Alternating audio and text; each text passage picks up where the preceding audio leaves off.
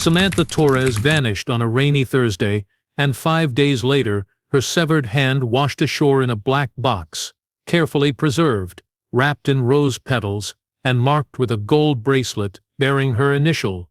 Her ex-husband, Vincent Hale, claimed he hadn't seen her in months, but Detective Maria Ellison saw something in his eyes, something cold, something unfinished. As more body parts surfaced in hauntingly personal locations, a disturbing truth unraveled. Samantha's killer wasn't just disposing of her. He was telling a story one piece at a time, and someone else was helping him write it. Samantha Torres had a kind of beauty that made people pause. Not just the kind of beauty seen in magazines, but something deeper, something magnetic. Her almond eyes sparkled with quiet confidence. Her walk was graceful, deliberate. She was 33, divorced, and stronger than ever. In Asheville, North Carolina, a town known for its artsy charm and tight-knit community, Samantha had become something of a local icon. She owned Velvet Shears, a chic little hair salon, nestled between a vintage bookstore and a vegan cafe. Everyone knew her name. Everyone admired her resilience. Just 2 years before, Samantha had been stuck in a suffocating marriage. Few people knew how bad it had gotten. Her ex-husband, Vincent Hale, had been controlling in ways that didn't leave bruises, but broke pieces of her spirit. He never yelled, he never hit, but he made her feel small, like she had to earn her right to exist. When she finally left him, no one expected her to rise the way she did. She bought the salon, started yoga classes, and began dating again. For the first time in a long time, Samantha felt like her life was truly hers. Her clients adored her, not just for her skill, but for her warmth. She remembered birthdays, brought fresh flowers to the shop every Monday, and offered free cuts to women fleeing abusive relationships. She understood. She had been one of them. But even as her world bloomed again, a quiet shadow lingered in the background. Samantha sometimes had the feeling she was being watched. At first, she dismissed it. A parked car that seemed to always be on her street. A figure that disappeared around corners. But she chalked it up to anxiety, a leftover echo from her past life. Samantha had just started seeing someone new. A gentle man named Lucas. He was a software developer, quiet and steady, and completely opposite from her ex-husband. Their relationship was still fresh, but it was something she was allowing herself to enjoy. She didn't post often, on social media, but a photo of her and Lucas at a lakeside picnic found its way to her page. The caption was simple, "Starting to smile again." She got dozens of likes, sweet comments, and well wishes, but one person saw that post and felt something else entirely: rage. Across town, inside a dimly lit workshop behind a carpentry business, Vincent Hale stared at the screen of his old laptop. His face didn't move. His fingers slowly clenched into fists. He hadn't spoken to Samantha in nearly a year, but he knew everything. He had never truly let go. Some men grieve, others plot. And Vincent had been plotting for a while. No one suspected anything. Vincent still showed up to work, quiet as ever, sanding furniture and sharpening tools. He never spoke of Samantha. He never asked about her. It was like she didn't exist to him anymore, at least on the surface. But inside a rented storage unit, under a false name, Vincent had kept pieces of their life together. Old birthday cards, her perfume bottle, wedding photos with her face carefully cut out, and recently, a new addition, a notebook filled with plans, lists, drawings, dates. While Samantha flourished, Vincent decayed. The contrast was invisible to those around them, but the collision was inevitable, and it was coming closer. On the night of July 3rd, Samantha closed her salon late. She had stayed behind to organize supplies and prep for a busy holiday weekend. Outside, rain had started to fall, slow and steady. She locked the door, turned off the lights, and walked toward her car, unaware that someone had been sitting in a nearby alley, waiting. The camera outside the animal clinic next door captured her silhouette under the dim streetlight. That would be the last known image of Samantha Torres alive. Vincent Hale was the kind of man most people forgot after meeting. He blended in, average height, average build, neatly trimmed beard, quiet voice. There was nothing remarkable about him, and that was what made him dangerous. In a town like Asheville, where neighbors waved across fences and news spread fast, Vincent had become invisible. He liked it that way. After the divorce, Vincent told people he was doing fine. He returned to working full-time at his brother's small carpentry business, kept to himself, and never spoke Samantha's name. When curious acquaintances asked how he was handling the split, he'd offer a vague shrug or say something like, "Some things just aren't meant to be." There were no outbursts, no breakdowns, just a flat calm that made people uncomfortable, though they couldn't explain why. In reality, Vincent wasn't fine. He had been unraveling from the moment Samantha left. Their marriage had been his idea of control wrapped in routine. He chose what they ate, who they saw, what shows they watched, and Samantha had followed, at first. But then she changed. She started speaking up, started pushing back. When she left him, he didn't just lose a wife, he lost his sense of dominance. And that was something Vincent couldn't accept. He never tried to win her back. He didn't send flowers or plead for another chance. Instead, he watched. Quietly, carefully. He created fake accounts to follow her social media activity. When she blocked his number, he got a burner phone just to listen to her voicemail greeting when he missed her voice. It became an obsession that grew slowly, like rot under floorboards. Vincent found comfort in precision. His work in carpentry gave him access to tools most people never thought twice about: saws, blades, clamps. He spent long hours in the workshop after business hours, claiming he was catching up on orders. No one asked questions. Sometimes he'd vanish for a weekend and say he was hiking alone in the mountains. He always came back, always quiet, always polite. But inside, he was planning. What disturbed him most wasn't just that Samantha had moved on, but that she had the nerve to be happy without him. That photo of her and Lucas, smiling by the lake, lit a fuse in him. He stared at it for hours, zooming in on Samantha's face until the pixels blurred. His chest tightened in a way that made it hard to breathe. That smile didn't belong to anyone else. In his mind, she was still his. There were moments when he almost snapped once. When he saw her walking into a grocery store, and again when she was at a red light and didn't notice him behind her. He followed her home more than once, parking a few houses down and waiting in silence. But Vincent wasn't impulsive. He was deliberate, cold. He needed it to be perfect. And most of all, he needed it to be quiet. He began assembling what he called a reclamation plan. In a black notebook hidden beneath loose floorboards in his garage, he wrote out detailed steps: where to intercept her, what tools to bring, how to avoid cameras. He studied maps, memorized patrol routes, and even visited an abandoned motel on the outskirts of town, testing how easily one could sneak in unnoticed. While Samantha was building a future, Vincent was building something else, a timeline of destruction. He wanted to remind her, even if just for a moment, who had the final say. In his mind, this wasn't revenge. It was balance. A correction. A way to restore what had been taken from him. Everyone around him saw only the shell. Quiet, distant, composed. They mistook his silence for peace. No one imagined the storm that was gathering just beneath the surface. No one saw the moment coming when he would cross a line from thoughts to action. And by the time they did, it would be far too late. The day Samantha disappeared started like any other. It was a humid Thursday in early July, the kind where the air felt thick and restless. She had a packed schedule at the salon, and despite the heat, she was cheerful, chatting with clients, making coffee, humming along to soft music playing in the background. No one noticed anything unusual, but Samantha had a subtle unease that day, one she hadn't spoken aloud, a tension in her shoulders, a glance over her shoulder more than once, a feeling she couldn't name. She closed the salon later than usual that evening.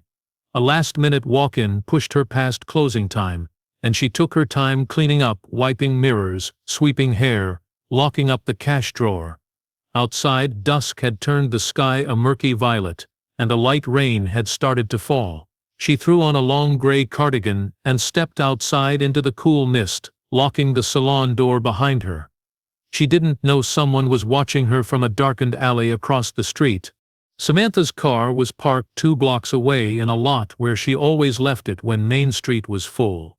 She carried her purse over one shoulder, umbrella in hand, walking steadily past shuttered shops and dimly lit storefronts. Cameras captured bits and pieces of her journey, her reflection in a bakery window, a blurry silhouette crossing the street. But somewhere between her salon and her car, she vanished. The next morning, her car was found right where it should have been. The keys were still in the ignition, her purse on the front seat, untouched. Her phone was there too, screen cracked but still working. It had 10 missed calls and 3 unread texts from Lucas, who had begun to panic when she didn't respond the night before.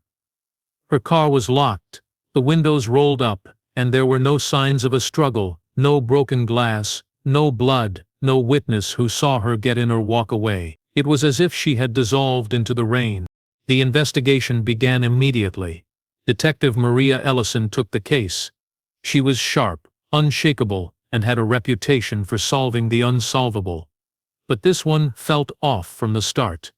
The timeline was too clean, too empty. Samantha had disappeared during a short walk, in a well-lit area, with at least 3 security cameras nearby, and yet none of them captured her final moments. One by one, Maria reviewed the footage. 2 cameras had been inexplicably disabled that night. One simply shut off at 8:17 p.m. and didn't resume recording until the next morning. Another had its lens scratched, as if someone had physically tampered with it. The only working camera came from a pet store at the corner of the street. It showed Samantha walking toward her car, and behind her, just for a second, the faint shape of a man trailing her at a distance. Too blurry to identify, but close enough to know she wasn't alone. Maria's instincts screamed that this wasn't random. There were no signs of robbery. Nothing was stolen. This had the precision of someone who knew her schedule, her habits, where she parked. Someone who had been planning. Lucas was brought in for questioning first. He was visibly shaken, cooperative, answering every question. He had last spoken to Samantha around 6 p.m., when she texted him that she'd be working late. His alibi checked out. He had been at his apartment with friends during the time of her disappearance. Nothing about him fit the profile. But someone else did. Maria pulled Samantha's file and scanned the emergency contact section. There, in faded ink, was the name Vincent Hale, ex-husband. She paused, her fingers tapping against the desk. Vincent hadn't called in. He hadn't asked about Samantha, not once. And Maria had a rule she lived by. People who don't ask often already know. 5 days after Samantha Torres vanished, a call came into the Asheville Police Department that changed everything. A fisherman had been out early on the French Broad River, casting his line in the soft morning fog, when he noticed a large black box bobbing near the bank. It was half submerged, tangled in driftwood and heavy with water. Thinking it was garbage, he dragged it ashore and opened it. What he found sent him running to the nearest house, pale and breathless. Inside the box was a severed human hand, pale and stiff, the fingers curled unnaturally. It was manicured neatly, nails painted a soft mauve. Around the wrist was a gold bracelet with a tiny S charm. Officers arrived within minutes and quickly taped off the area. The box itself was lined with black plastic, and packed around the hand were rotting rose petals and ice packs that had long since melted. The hand was preserved just enough to identify. Detective Maria Ellison stared at it silently in the forensics lab. It was unmistakably Samantha's. The bracelet matched one seen in her social media photos, and a fingerprint confirmed it. But that wasn't what disturbed Maria most. It was the care with which it had been placed in the box, not discarded. Arranged. There was something deliberate about it. Almost ceremonial. The search of the river began immediately. Divers combed the banks for miles, and helicopters swept overhead, but nothing else was found. The box had been weighted with bricks that had loosened over time, allowing it to float free. The question wasn't just who did it, but why only the hand? Why not the rest? Was it a message? A warning? A beginning? The media exploded with the discovery. The story took on a new name, the Asheville dismemberment case. The headlines were brutal. Beauty vanished, body found in pieces. People whispered in grocery stores, locked their doors earlier, and began looking twice at their neighbors. Rumors ran wild. Some thought it was a serial killer. Others suspected a jealous lover, but Maria had her sights on one person. Vincent Hale. On the surface, he had an alibi. He had been at work the night Samantha went missing, and several co-workers vouched for him. But Maria wasn't convinced. She knew that people like Vincent didn't always need to lie outright. They manipulated timelines, created confusion, and left just enough doubt to slip through. And there was something about his eyes during their interview, calm, flat, too calm. Maria dug deeper. She requested his phone records, his credit card history, and security footage from streets near his workshop. That's when something strange surfaced.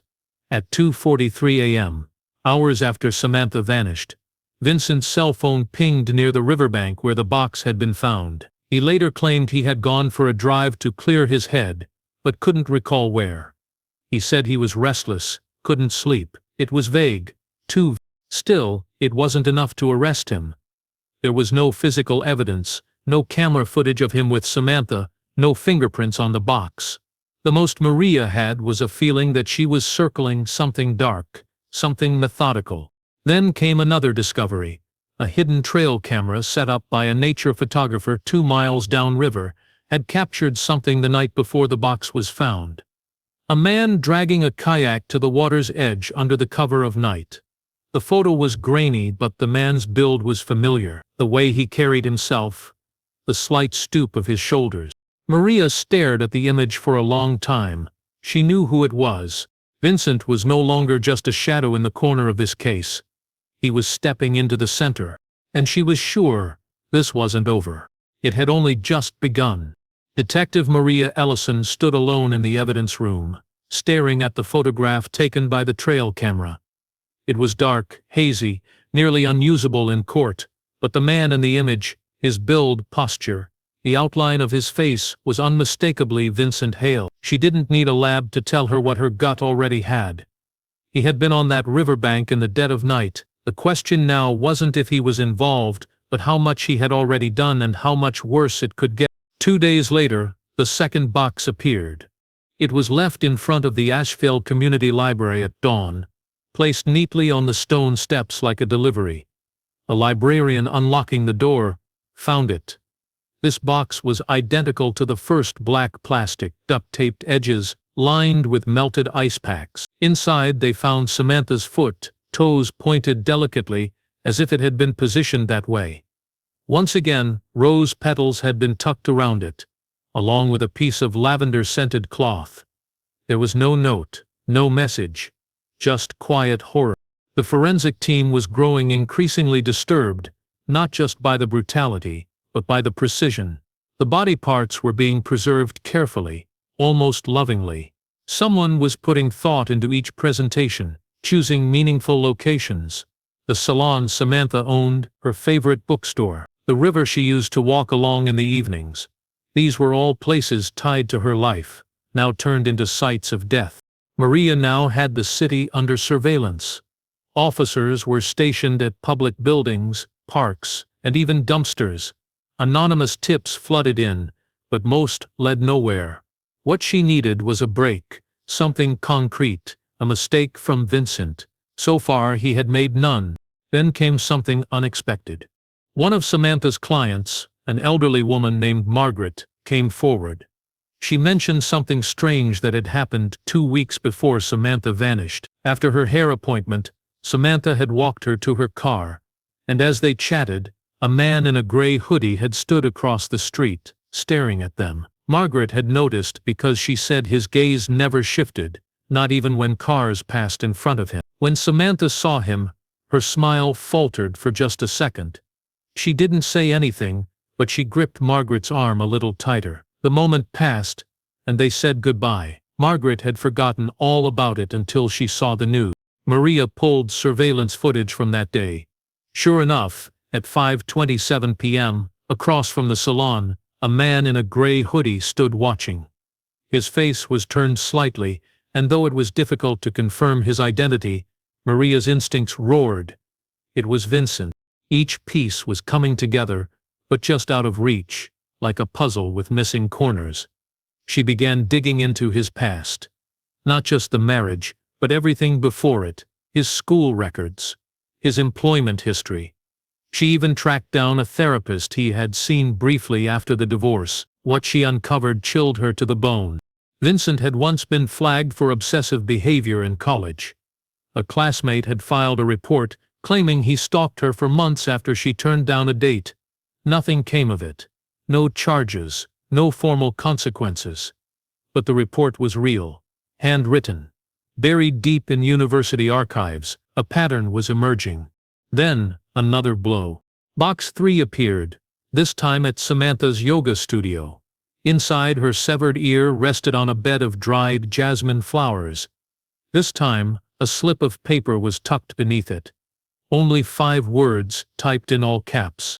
"Do you miss her now?" Maria felt a wave of nausea. It wasn't just about control anymore. It was becoming a performance, a ritual, and Vincent, she feared, was far from finished. The city of Asheville was on edge. With each new box, panic spread further. Rumors swirled like smoke. Some said a serial killer was on the loose. Others believed Samantha was still alive and being tortured. But Detective Maria Ellison knew the truth was colder, quieter, and far more dangerous. This wasn't the work of someone seeking thrills or chaos. It was personal. And the message behind it was becoming increasingly clear. Someone was punishing Samantha piece by piece for daring to live without them. Each box followed a theme, a twisted echo of Samantha's life. The salon, the river, the yoga studio, places where she had once found joy were now tainted with death. It was like someone was dismantling her identity. But even with the rising pressure, Vincent Hale remained untouched by law. No direct evidence. No witnesses. No confession. He was slipping through the system like oil through fingers. Maria became obsessed. She stopped sleeping, reviewing case notes and timelines through the night, eyes burning from long hours staring at screens. She kept a separate board in her office, one dedicated to Vincent alone. Photos of him at work, his truck routes, his family history. She mapped his movements down to the minute on the night Samantha vanished. Still, gaps remained, frustrating. Empty gaps that hinted at planning, not coincidence. Forensics had been analyzing the boxes, hoping for a mistake. And finally, they found something. Tiny wood shavings, embedded in the tape of the third box. Microscopic but distinct. White oak with traces of cherry dust. Not something you'd find in a normal garage. But Vincent's carpentry shop specialized in both. It wasn't conclusive, but it was a crack, enough for Maria to petition for a search warrant. The warrant was signed at dawn. Officers arrived at Vincent's workshop with a quiet efficiency. He was calm when they entered, not surprised. He asked if they had a warrant, and when they presented it, he simply stepped aside. He stood back, arms crossed, as they began their search. At first, the shop looked normal, clean tools, labeled drawers, workbenches dusted with saw powder. But then they opened the back room, one Vincent rarely used during business hours. There behind a tall cabinet was a locked steel door. It took 3 officers and a pry bar to force it open. The room inside was windowless and cold. A single bulb hung from the ceiling. On the far wall there was a corkboard with photos, dozens of them, all of Samantha, some from her social media, others taken from a distance. Her walking to her car, sitting in the salon, laughing with Lucas. In one photo, she was asleep on a picnic blanket, completely unaware of the camera.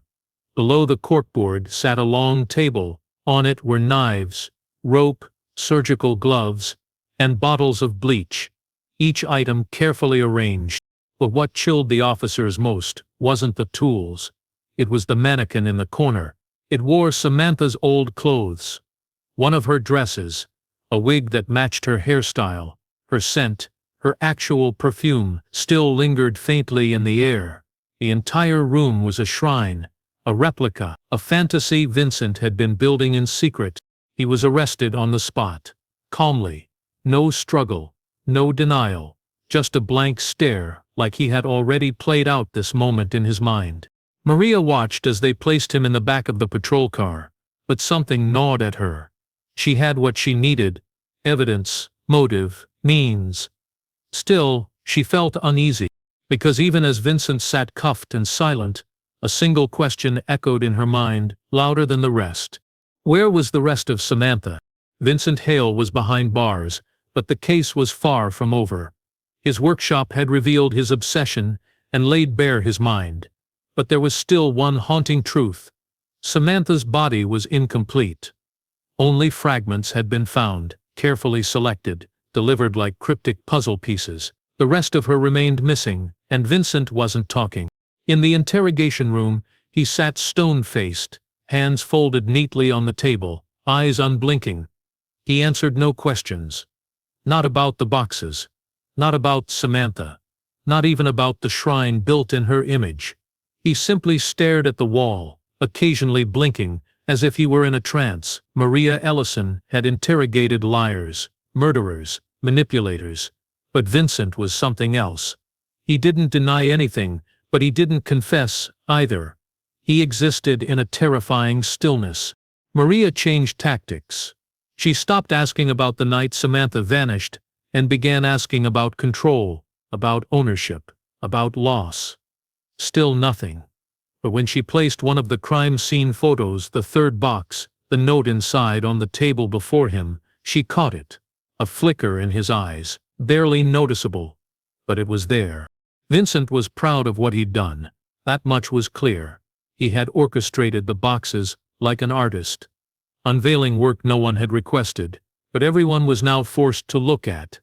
It wasn't about hiding the crime. It was about telling a story where he controlled how Samantha was remembered, piece by piece. But Maria knew he hadn't done it alone. There were too many logistical holes. The boxes were placed far apart, in different parts of the city, always at times when Vincent had some form of alibi, even if thin. His movements were accounted for enough to raise doubt in a courtroom. So if he wasn't always the one delivering the parts, who was? The answer came 2 days later, through a routine review of local surveillance footage. A city worker going through old Trallic cam files flagged a strange vehicle, an older, nondescript silver van parked near the yoga studio around 3 a.m. The morning the third box appeared. The van had no plates, its windows were tinted. But in one grainy frame, as the van pulled away, the taillight reflected just enough to catch something else. A bumper sticker. It was from a local hardware store. Maria dispatched officers to the store immediately. Within hours they had a name. Trent Marlowe. A quiet, reclusive man who worked part-time stocking inventory. Clean record, but barely any digital footprint. A co-worker remembered he used to spend time with Vincent at a community center years ago. Both had been in a woodcarving class. It was enough of a connection for a warrant. When officers arrived at Trent's small, unkempt house on the outskirts of town, they expected a search. Instead, they found him gone. The front door was unlocked. His cell phone lay on the kitchen counter, screen shattered. A small note was taped to the fridge with a single line. "She's waiting in the ground." In the backyard, under a tangle of weeds and brambles, they began to dig. 4 feet down, in a shallow grave lined with concrete slabs, they found what they had feared and expected. Human remains, wrapped in plastic. Decomposed. But unmistakably, Samantha Torres, the rest of her. What Vincent had chosen to keep hidden. What Trent had helped bury. The final piece of the story had emerged, not in a box, not in a note, but in the ground itself. Maria stood over the grave, heart heavy. The case was almost closed. But the horror of what had been uncovered would echo far beyond the courtroom. This had never just been about Samantha. It had been about possession, and the men who couldn't bear to lose it. The final chapter of Samantha Torres' story began not in a courtroom, but in a cold, sterile morgue, where the last of her remains were finally identified. The woman who had once been full of life, laughing behind a salon chair, hiking trails, sipping lattes in sunlit cafes, was now reduced to a file, a forensic report, and a grieving fiancé clutching her necklace through trembling fingers. But even in death, Samantha's story refused to rest. There were still unanswered questions, still shadows to chase. Trent Marlowe's body was found 2 days later. He had hanged himself in an abandoned barn miles from town. No note, no explanation, but the coroner found something wedged into the seam of his jacket pocket. A flash drive. Inside were dozens of files, photos, letters, and voice memos, each one revealing how deeply involved he had been with Vincent. What they uncovered was worse than anyone had imagined. It wasn't just an accomplice situation. Trent had been manipulated for years. Vincent had slowly drawn him into a world built on control, fear, and twisted loyalty. The letters read like sermons. Vincent casting himself as a man wronged, betrayed by the woman who ruined him, and Samantha as the root of all his pain. He had convinced Trent that Samantha needed to be punished, not killed, but reclaimed, as if she were an object, not a person. Trent, quiet and invisible, had carried out the darkest parts of the plan, his conscience buried beneath years of dependency and delusion. Maria Ellison listened to the audio files over and over. Vincent's voice was calm, poetic, even. He spoke of Samantha like a sculptor describing unfinished art. Every part of the crime had been rehearsed. The boxes, the petals, the note in the third container. Vincent had made Trent type it. There was even a voice memo titled "For Her Eyes Only," a chilling message Vincent had planned to deliver, had Samantha survived the dismemberment. The justice system moved swiftly after the discoveries. Vincent was charged with first-degree murder, abuse of a corpse, conspiracy, and unlawful imprisonment. But the trial was a spectacle. Vincent remained disturbingly poised, showing no remorse. He wore the same expression from the interrogation room, detached, smug, and eerily quiet. When the prosecution detailed the horrors found in his shrine room, he simply blinked. When the photos of Samantha's remains were shown, he glanced away as if bored. The jury took less than a day to deliver a unanimous verdict, guilty on all counts. Vincent Hale was sentenced to life in prison without the possibility of parole. But even then, the damage he had inflicted rippled outward. The town of Asheville never quite felt the same. The salon where Samantha had worked closed its doors. Lucas moved away, unable to breathe in a place that now only held echoes of loss. Margaret, the elderly client who had seen the strange man in the hoodie, left a bouquet at the yoga studio every week. Lavender and roses, always tied with a gray ribbon. But it was Maria who carried the weight differently. She kept the case file in a drawer no one touched. On her desk sat a single photograph of Samantha, taken 6 months before her death, smiling in front of a trailhead, unaware she was being watched. Maria had it framed not as a reminder of the horror but of why the work mattered. Because monsters like Vincent didn't just kill, they erased. They tried to rewrite stories, but Samantha's story, though tragic, was now whole, and Maria had made sure the world would never forget the woman behind the case. Not the pieces she became,